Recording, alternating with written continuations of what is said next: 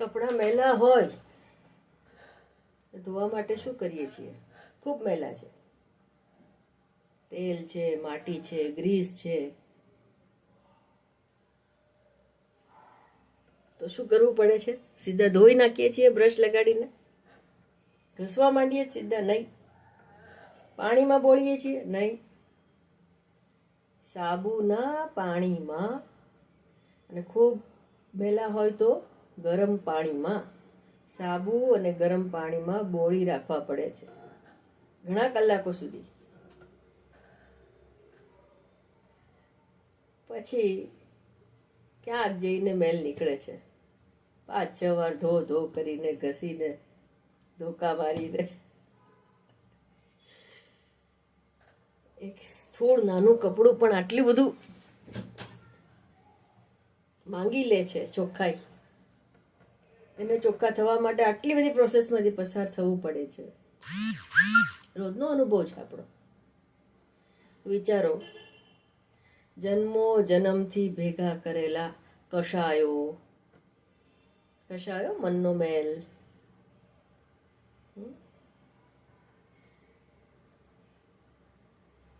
રાગ, દ્વેષ, મદ, મોહ, કામ, બધું ખબર છે. મનનો મેલ શું છે ખબર છે આપણને.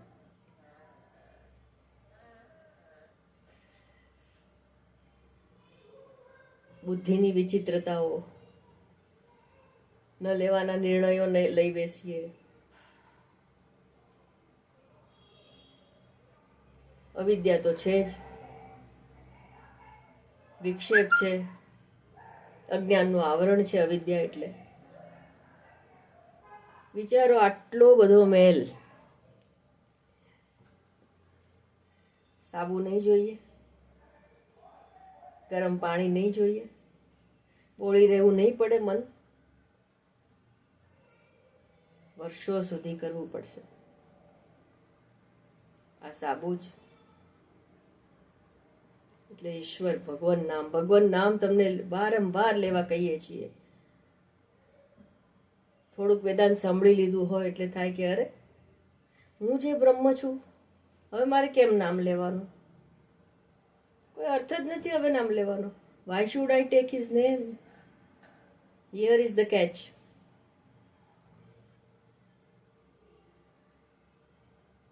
સાબુમાં બોળાય જ નથી. ક્યાંથી જ્ઞાન થાય? ક્યાંથી સાફ થાય દિલ? ગુરુ કેટલા પણ પ્રવચન કરે, જ્ઞાન આપે, ફરક ક્યારે પડશે? જ્યારે આટલું કરશું. ભગવાનનું નામ શા માટે લેવાનું? કૃષ્ણમ વંદે જગદગુરુમ. જે તમારા ઈષ્ટદેવ હોય, રામ, શિવ, માતા,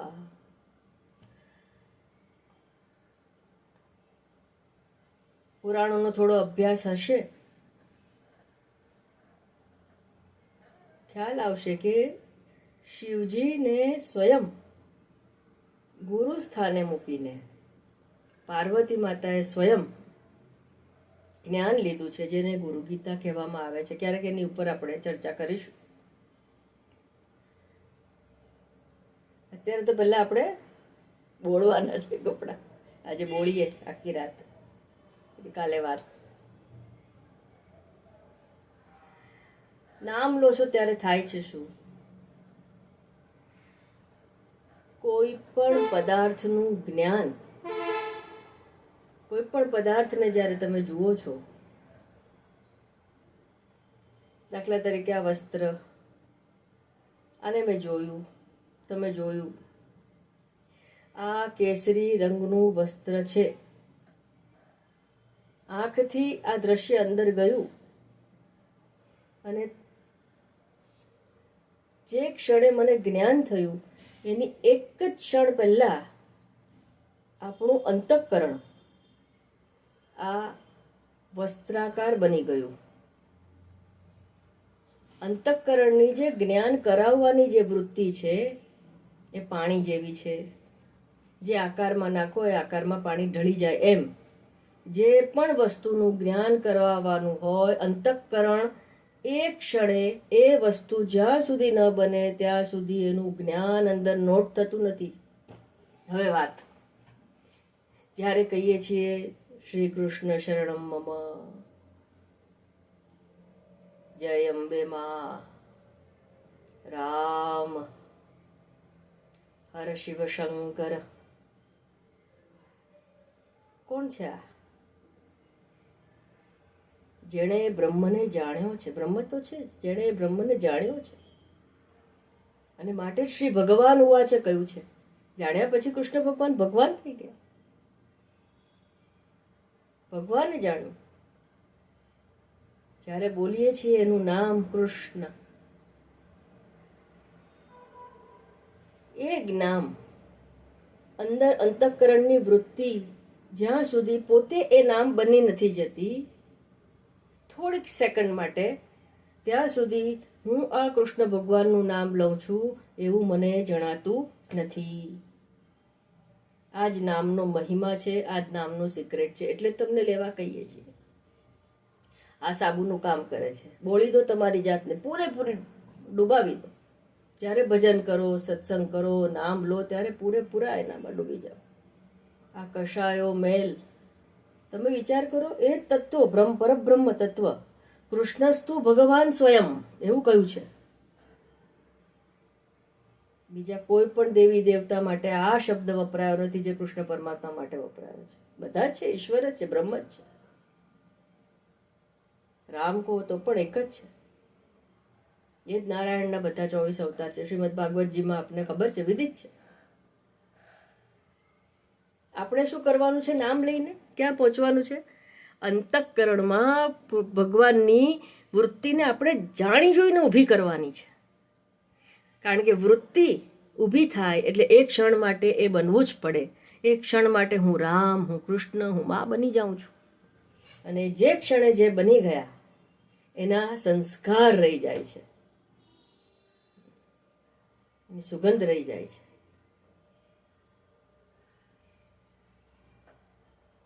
અત્તર લગાડીએ છીએ, પરફ્યુમ લગાડીએ છીએ, આલ્કોહોલ છે ઉડી જાય. અત્તર પણ થોડી વાર પછી ઉડી જશે, સુગંધ રહી જાય છે. અગરબત્તી બળીને ખાક થઈ જશે, સુગંધ રહી જાય છે. એમ નામ લઈ લીધું, ઓમ નમઃ શિવાય નામ લઈ લીધું શિવજીનું. હવે અંદર જે શિવજી, જે શિવ બોલ્યા, એની જે અસર છે અંદર રહી ગઈ. હવે જ્યારે શ્રોત્રિય બ્રહ્મનિષ્ઠ, માત્ર શ્રોત્રિય બ્રહ્મનિષ્ઠ ગુરુનો જ્યારે બોધ સાંભળો છો, કયો બોધ? તત્વમસીનો બોધ.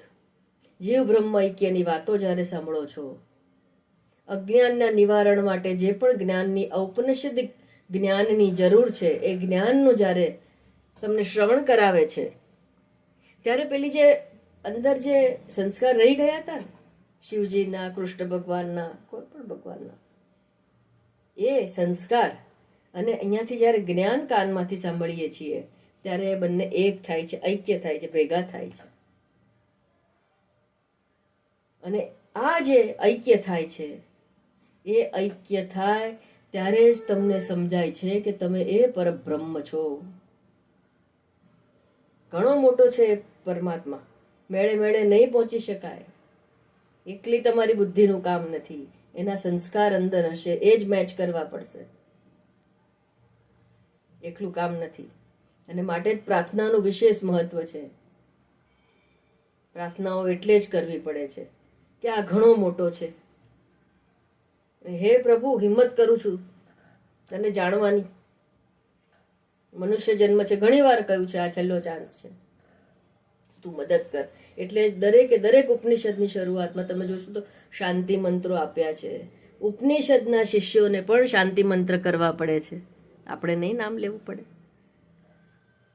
નામ લો, ડૂબો, આ સાબુનું કામ કરે છે. અતિશય વિશ્વાસ રાખો, ગરમ પાણીનું કામ કરે છે.